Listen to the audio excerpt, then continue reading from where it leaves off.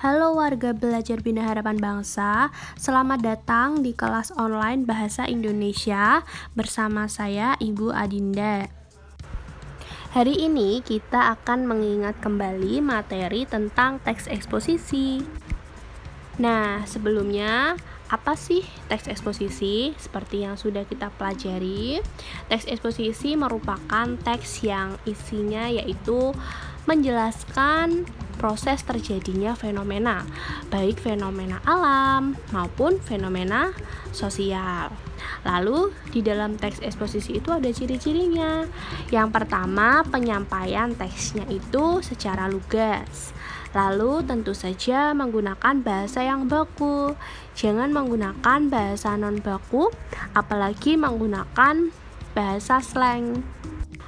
Mengapa demikian? Karena teks eksposisi itu bersifat ilmiah. Oke.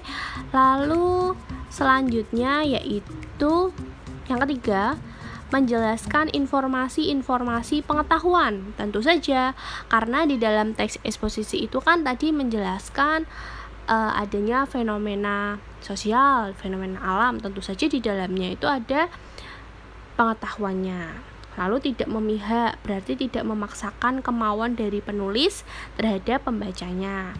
Lalu bersifat objektif, sehingga teks tersebut itu apa adanya, tidak dibuat-buat ya. Lalu penjelasannya itu disertai data yang akurat. Ini menunjukkan bahwa teks eksposisi itu fakta, ada data-datanya. Fakta tersebut digunakan sebagai alat konkretasi atau alat bukti ya. Terus gaya informasinya itu mengajak. Nah, yaitu jenis-jenis dari teks eksposisi. Jenis yang pertama adalah teks eksposisi analitik. Nah, analitik di sini merupakan teks yang bertujuan untuk mengungkapkan suatu hal yang penting dan mengajak pembaca mendalami suatu permasalahan tertentu. Beda dengan teks eksposisi hortatorik. Kalau hortatorik ini bertujuan untuk memaparkan dan memengaruhi pembaca. Jadi ada di sini ada kalimat persuasifnya. Kalau di analitik itu tujuannya untuk mengungkapkan suatu hal yang penting, ya.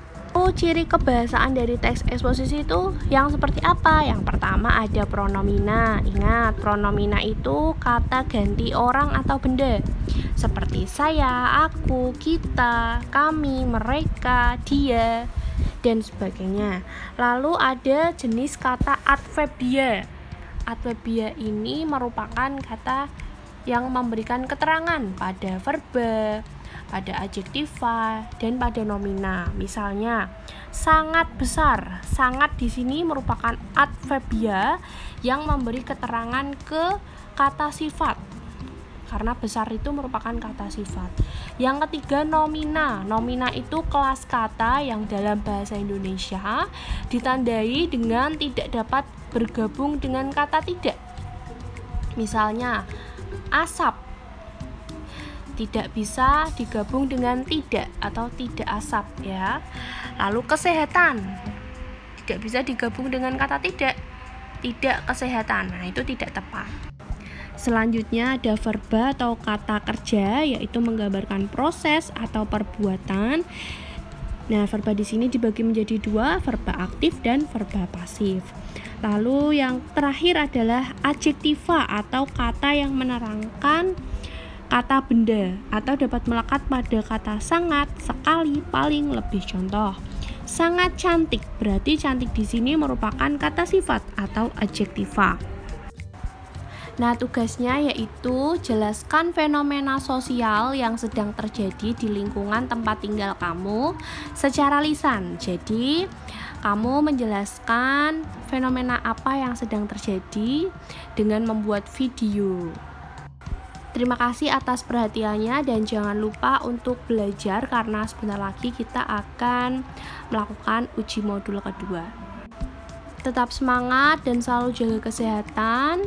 Sampai berjumpa di pertemuan selanjutnya.